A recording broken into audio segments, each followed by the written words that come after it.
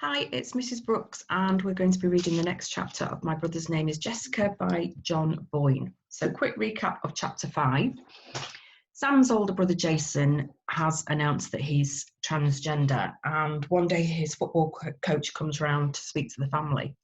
Now, Sam's parents clearly think that he's going to talk about the transgender issue, but actually he's there just because he's worried that Jason's leaving the team. Remember that Jason is the star player. He's not interested in whether Jason is transgender or not. It's more a case of just this fear of losing the best player in the school. Then Sam ended up in a fight at school because of the teasing he was getting about his brother. And finally, the chapter ended with Sam in the middle of the night sneaking into his brother's bedroom and cutting off Jason's ponytail. I think he thinks that this is going to solve all of his problems. Chapter 6, The Brewsters. Over the weeks that followed, my brother Jason stopped talking to either mum or dad and barely spoke to me. He ate all his meals in his bedroom with the door shut, and one afternoon when I came home from school, I found him installing a bolt on his bedroom door. "No one's getting in here without my say-so from now on," he said. And when he saw me standing at the top of the staircase watching him, coming into my room like that when I was asleep was the most cowardly thing either of them could have done. "But they both say they didn't do it," I told him. The mum and dad had each insisted that they were innocent of cutting off his ponytail, although they both made it clear that they were glad it was finally gone. No one even thought to blame me. "Well, it just didn't fall off of its own accord, did it?" he asked. There, he stood back and admired his handiwork, sliding the bolt back and forth a few times to make sure that it worked. "Anyway, the joke's on them, because I'm just going to grow it back. My hair grows so quickly anyway. I'll have it again by spring." The atmosphere in our house during those weeks was very strained, and it only grew worse when, 2 days before Christmas, my brother Jason came downstairs carrying a holdall and announced that he was going away for a week and wouldn't be back until the new year. "What?" asked Mum, looking up from her iPad. "What are you talking about? Tomorrow's Christmas Eve." "I don't intend to stay here for Christmas," he said, looking her directly in the eye. "I just can't sit around eating turkey and pretending we're a happy family when that just isn't the case." "I don't see why not," said Dad. "That's what everyone else does at Christmas." "Well, I don't like being a hypocrite, that's all." "Look," continued Dad, standing up and putting a hand on my brother Jason's shoulder for a moment before taking it away again. "We don't have to talk about your situation if that's what you're worried about." "That sounds really healthy," replied my brother Jason, "and it makes me feel really good about myself. Anything else you'd just like to brush under the carpet and ignore whilst we're at it?" "No, I don't think so," he said, considering it. "Deborah, have you got anything?" "Nothing springs to mind," said Mum. "Good, because Christmas is a time for family," said Dad, "for people who love each other to be together." "But you don't love me," said my brother Jason, raising his voice now. "If you loved me, then you wouldn't have crept into my room when I was asleep and cut my hair off." "Oh, for the 100th time," said Mum in an exasperated tone. "We didn't." "Do you want to know the truth, Jason?" asked Dad. "If you're willing to tell it me, yes. You might not like what you hear." "Well, I didn't much like being the victim of an unprovoked assault either, so go ahead." "Oh, for pity's sake," said Mum, shaking her head. "I know exactly who cut that stupid ponytail off," continued Dad, "and it wasn't your mum or me." "Go on then," said my brother Jason. "Who was it?" Dad glanced over at me and I felt my blood turn cold. Had he guessed the truth? "You sure you want to know?" he asked. "I'm completely sure." "All right then," said Dad with a shrug. "The fact is, and I can't believe you haven't figured this out by now, you cut it off yourself." My brother Jason stared at him for a few moments before shaking his head and starting to laugh. "Is that supposed to be some sort of joke?" he asked. "No, it might sound ridiculous, but just hear me out. You woke up in the middle of the night, looked into the mirror, and your subconscious told you that you were pretending to be someone you're not, and so you cut off your ponytail, then went back to sleep and remembered nothing about it the next day. It's obvious. You've blocked out the memory because it contradicts the things you're saying aloud." That's a really interesting hypothesis, said Mum, nodding her head. It makes perfect sense when you think about it, said Dad. It doesn't make any sense whatsoever, said my brother Jason. The subconscious can be a very powerful thing. You should talk to Dr. Watson about it the next time you see him. I bet he'd agree with us. Well, he hasn't agreed with you on anything so far, he said, and had been seeing Dr. Watson once a fortnight since all this began. But after our first visit, he'd always gone alone. So it seems doubtful. Anyway, I'm not spending Christmas here this year, and there's nothing you can do about it. I've packed a bag and I'm going. You can't stop me. But what about your toys? Asked Dad. They're already wrapped and under the tree. I'm 17, he said, throwing his hands in the air. I don't want toys. I meant your presents. It's just a figure of speech. I don't want anything from you, he said. At least nothing that you can wrap up and put under a Christmas tree. More to the point, where will you go? Asked Dad. It's not as if you can afford a hotel. I'm going to Aunt Rose's, he said. Oh, no, said Mum, leaping up from her chair, for this, of course, was the final straw as far as she was concerned.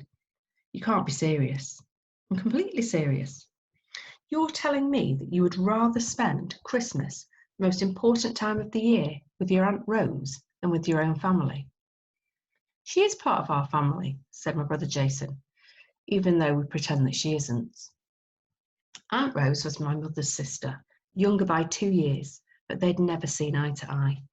And for that reason, she didn't come to visit very often, even though she only lived about 50 miles away, in the house she and Mum had grown up in, having bought Mum out of her half after my grandparents' death. But she was the opposite of Mum in every possible way. 10 things that Aunt Rose had done that Mum never had or would. Number 1, she jumped out of a plane and parachuted to the ground. Number 2, she'd been married to 3 different men and divorced them all. Number 3, she'd spent 4 weeks in jail for punching a policeman at a Stop the War march in 2003. Number 4, she'd lived in something called a commune when she was 19. Then she lived in something called a kibbutz. Then she lived in Milton Keynes. Number 5, she appeared as an extra in a Star Wars movie. Number 6, she'd thrown an egg at Prince Charles and it broke on his shoulder. Number 7, she'd written a book of poetry and published it with a really important publishing house called the Rose Press. Number 8, she'd climbed the Sydney Harbour Bridge. Number 9, she had a tattoo of someone called David Bowie on her arm. Number 10, she told my brother Jason that he could come to stay with her for Christmas and be whoever he wanted to be while he was there. It's out of the question, said Mum. That woman will just encourage you in your delusions. My God, she'll probably strap you down and cut it off. Cut what off? I asked. It's you that cuts things off, remember, said my brother Jason angrily. We didn't touch your blasted ponytail, shouted Mum, although I'm glad it's gone if you want to know the truth. At least now you look like a real boy. I'm not Pinocchio, roared my brother Jason, although he didn't quite say it like that. And he included another word before Pinocchio, one that rhymes with ducking. No, it's not a good idea. I don't want Rose involved in any of this. Well, she already is, said my brother Jason after a long pause. What? Asked Mum, looking across at him. I said she already is. I glanced at Mum, who swallowed noticeably. She had a wounded expression on her face that was hard to look at. You've already told her what's going on? Yes. How much have you told her? Everything. I call her almost every day. Of course you do, said Mum, looking down at her lap now. Her voice had gone very quiet. Deborah, said Dad. But she shook her head and cut him off.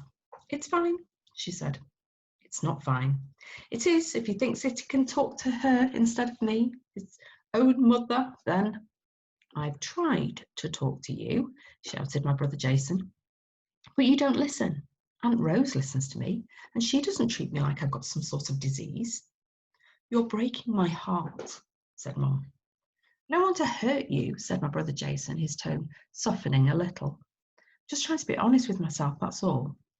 You're not helping me right now. That's the truth of it. Maybe you're trying, I don't know, but it's not working.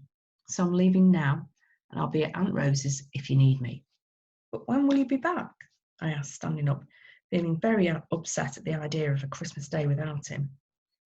If it was because of the ponytail after all, then it was my fault. I couldn't bring myself to admit it to him. I'm not sure. By New Year, probably. Can I go with you? No, you can't, Sam, snapped Dad, who was sitting down again and looking miserable. But I don't want to spend Christmas without him, I shouted. None of us do. But it seems like he's made up his mind. And we might not be able to tell him what to do, but we can certainly tell you. I've left a present on your bed, said my brother Jason quietly, coming over and trying to give me a hug. But I pulled away. Instead, I just sat down on the sofa with my head in my hands, wishing all this was just a bad dream and that I'd wake up soon. Well, if you're going to go then, shouted Mum eventually, there's no point just standing there staring at us. And with that, my brother Jason shrugged his shoulders, picked up his holdall and left. The rest of us sat in silence until finally Mum leapt from a chair and ran out onto the street looking left and right. Jason, she shouted, Jason. But it was too late. He'd already gone. It was the worst Christmas of my life, perhaps knowing that the atmosphere would be strained with just the three of us around the dinner table. Mum invited one of her colleagues from the parliamentary party over with his wife and their 14-year-old daughter, Laura, who seemed furious at having to spend Christmas Day in someone else's house. But I could tell from the moment they arrived that Mum's colleague, Mr. Brewster, although he told me to call him Bobby, was thrilled to be there and determined to do everything he could to impress. Bobby's wife, Stephanie, was also sucking up like crazy. It's so good of you to do this, Secretary of State, said Bobby when we eventually sat down to dinner. Turkey, ham, 3 types of potatoes, chipolata sausages, 4 different vegetables and lashings of gravy. The kind of meal that, under different circumstances, I would have loved. Oh, please. No formality today, said Mum. Call me Deborah. Deborah, then. You're very kind. After the year we've had, a little generosity of spirit is such a nice thing. Yeah, it's been an awful few months, said Stephanie. Why? What happened? I asked, momentarily interested. Our travel company went bust, said Bobby, so we lost a deposit we'd put down on a holiday in the Seychelles. And the waiting list was so long for the new BMW, added Stephanie, that we ended up having to settle for last year's model. Please, said Bobby, don't mention models. Sore subject? Asked Dad. Dad, said Laura, who was sitting uncomfortably close to me and who I could barely bring myself to look at. She had pale skin and bright blue eyes, and every time she turned in my direction, I wanted to run away and hide behind the sofa like a nervous puppy. She'd asked my name earlier, and it had taken me almost 15 seconds to remember it. Oh, Deborah, listen to this story, said Stephanie, putting a knife and fork down. You won't believe it. A couple of months ago, Laura and I were shopping in Oxford Street, and we decided to go into Topshop. Of course, it's not somewhere I would go into myself usually, but Laura insisted.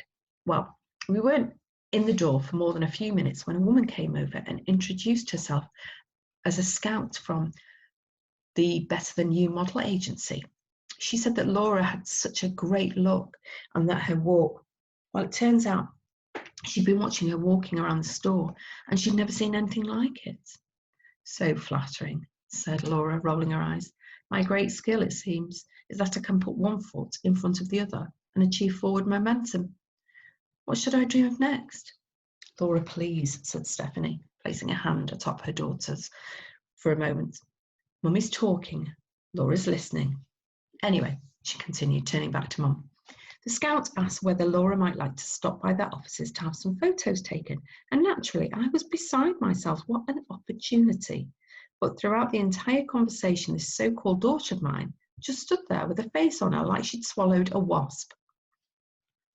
Because I don't want to be a model, said Laura between gritted teeth, and her pauses made me understand that she'd said this at least 1,000 times to her mother since that afternoon in Topshop.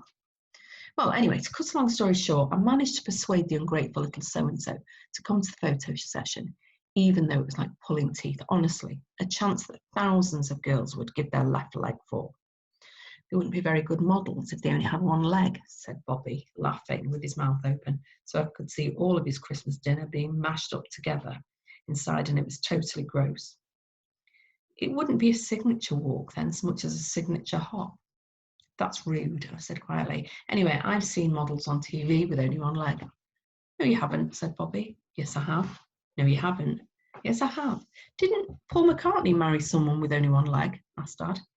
Do be quiet, everyone, said Mum. Sorry, Stephanie, please continue. Yes, well, we went for the photos, and in fairness to her, Laura did everything they asked for. Posed the way they wanted her to pose, looked into the camera, away from the camera, held her hands in certain ways. I mean, I don't understand it at all. Obviously, I'm not model material myself. She paused for a moment and looked around the table. I think she was waiting for someone to contradict her. But as no one did, not even her husband, she went back to her story. Anyway, she said, when it was all over, a group of people from Better Than You gathered in front of a computer screen looking at the pictures, and I could tell how excited they all were.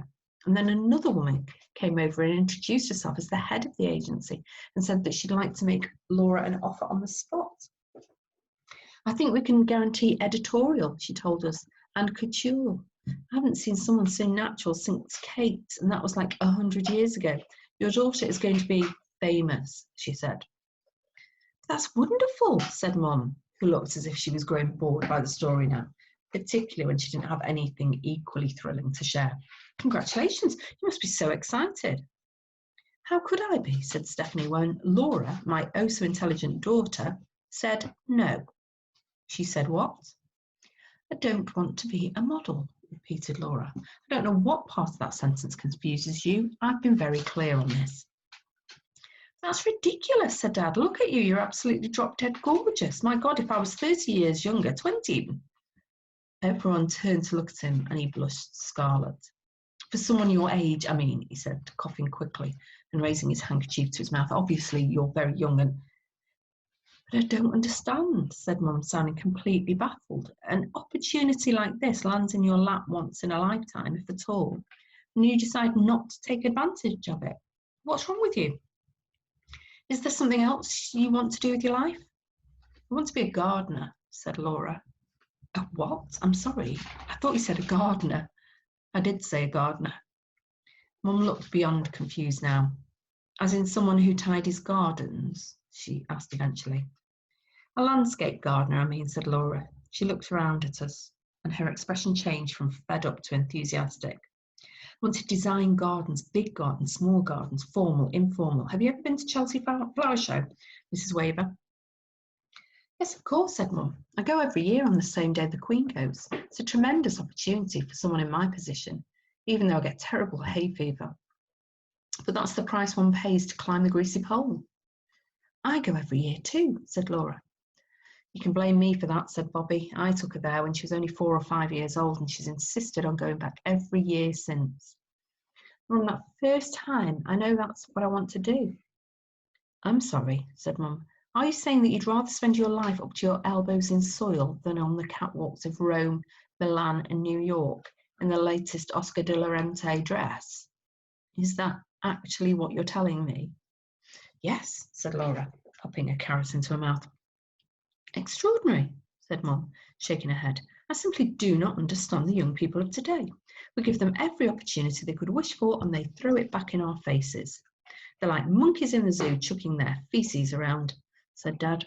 Alan, said Mum, closing her eyes briefly in distaste. No feces at the dinner table, please. Sorry, Deborah. We can't have willies at the breakfast table either, I whispered to Laura, and then realising what I'd just said, my face went from white to red in about 3 seconds too. Laura snorted a little laugh before shaking her head. I would be happy if I was a gardener, she said. That's all I want. It's been an awful few months, sighed Stephanie, but let's hope next year is better.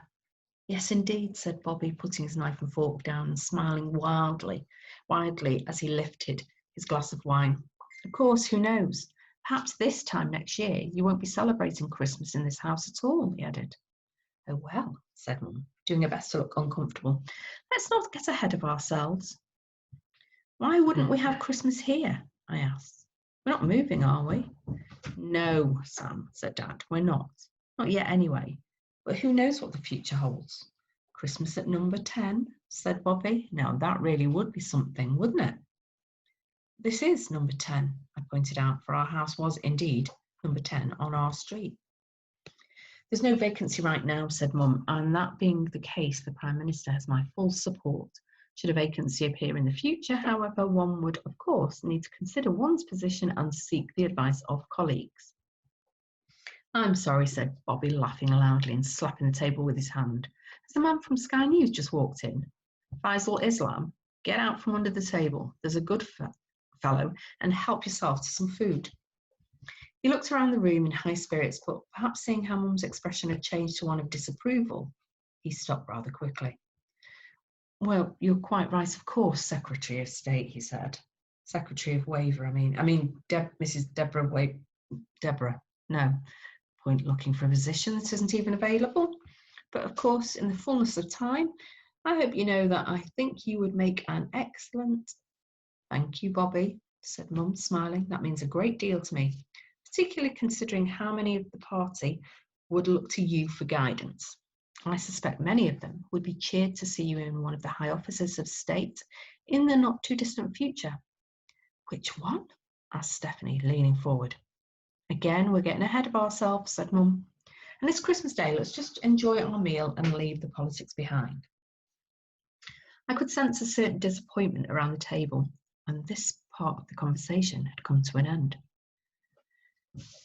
But don't you have another son? Asked Stephanie eventually, after we'd endured 10 minutes of discussing the possibility of snow before New Year. Another son? Asked Mum, looking up and frowning as if she wasn't entirely sure. I thought you had two. Oh, you mean Jason, said Mum. Yes, he's 17 now. And he's not with you for Christmas?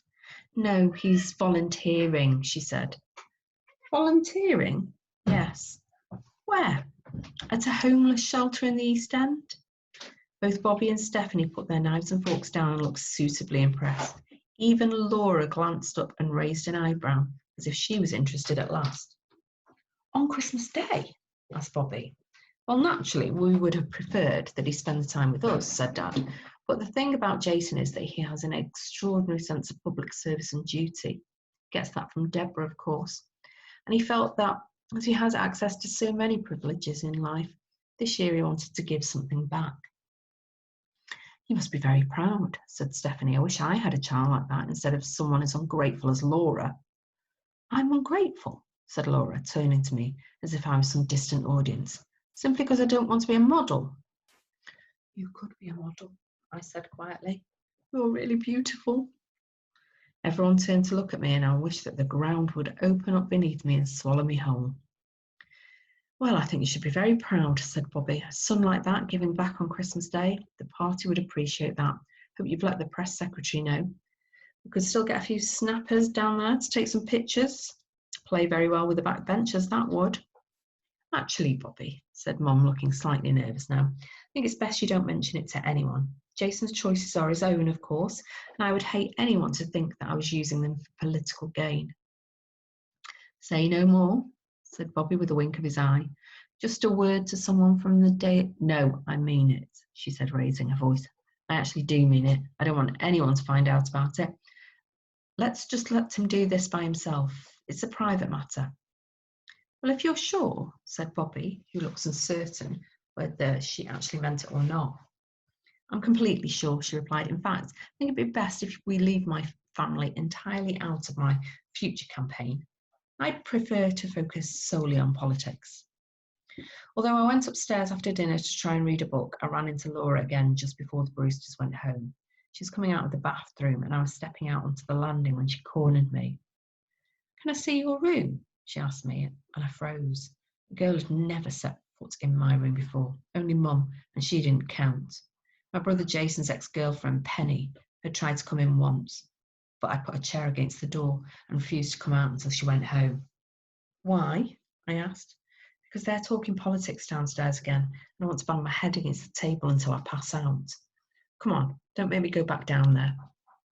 I hesitated, but there didn't seem to be anything I could do to get out of it, so we went inside. I glanced around quickly for anything incriminating. There were 2 pairs of boxer shorts on the floor, and I kicked them under the bed. But other than that, everything seemed to be in order. Not even an old issue of Vogue on display. She threw herself on the bed and stretched out, and I moved as far away from her as possible, sitting with my back to the wall and wrapping my arms around my knees. Do you know Lisa Turnbull? She asked me, and I nodded. Lisa was in my class at school and was almost as horrible to me as my nemesis David Fuge. Whenever I got a new spot, she'd point it out to me, to everyone. Yeah, I said. Do you like her? I hesitated, unsure whether or not I should be honest. How do you know her? I asked. I don't really. I know her older sister, who's a monster. We used to be friends, but we aren't anymore. Why not? Because she's a gossip and she's never happier than when she's causing chaos in other people's lives. Right, I said. Do you have a girlfriend? She asked then, and I could feel my stomach start to twist and turn in strange ways. No one special, I said. What does that mean? No, I don't have a girlfriend. Okay.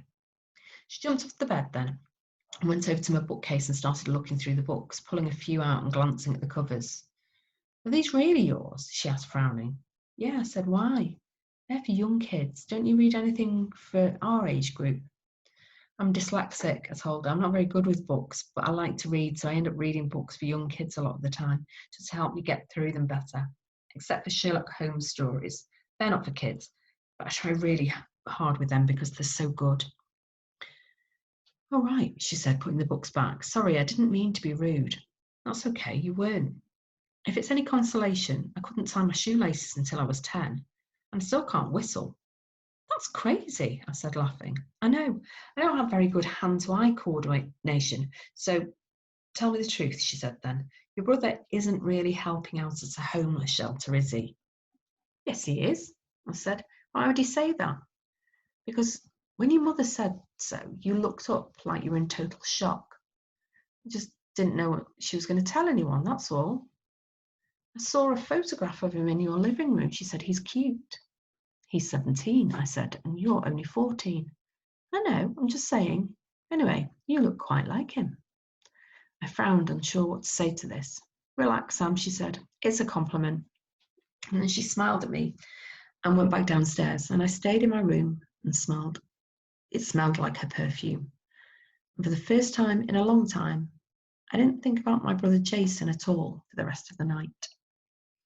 Chapter 7, coming soon.